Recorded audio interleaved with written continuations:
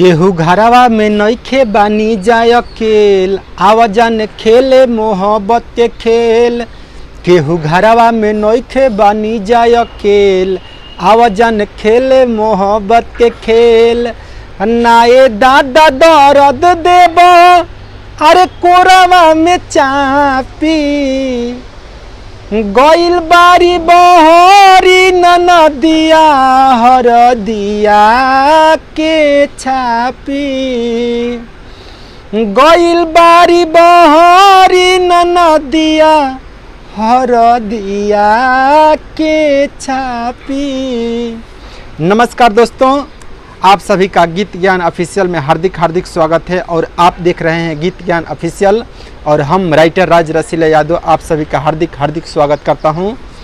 और आज हम आप लोग को बता दें कि आज एक बेहतरीन शुभ दीपावली के अवसर पर हम उसी पर लिखे हुए हैं, इसी धुन पर जो अभी हम आपको सुनाए थे, इसी धुन पर बहुत बेहतरीन गीत लिखे हुए हैं। तो इसीलिए आप गायक हैं या सिंगर हैं या नए हैं या पुराने हैं, आप अंत तक बने रहिएगा क्योंकि हम आपके लिए बहुत सुंदर लिखे हुए हैं। आप कमेंट में बताइएगा कि हम कैसे लिखे हैं।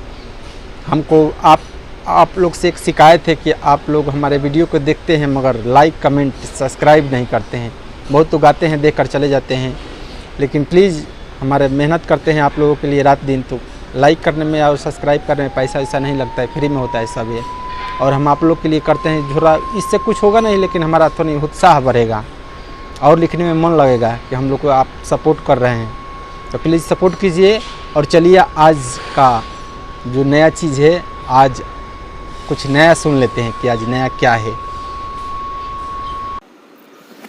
पर साल से आशा धरावतारू, झूठो खानी मिले के बोलावतारू। पर साल से आशा धरावतारू, झूठो खानी मिले के बोलावतारू। हम के बोला के तू तो अरे भाग जालू हाली। हैप्पी दिवाली कह के खाली, अब चुमावा से काम नहीं चली। अरे मन करे कोरावा में धाली, अब चुमावा से काम नहीं चली। पर साल से आशा धरावतारू, झूठो खानी मिले के बोलावतारू। हम के बोला के तू तो अरे भाग जालू हाली। हैप्पी दिवाली कह के खाली, अब चुमावा से काम नहीं चली।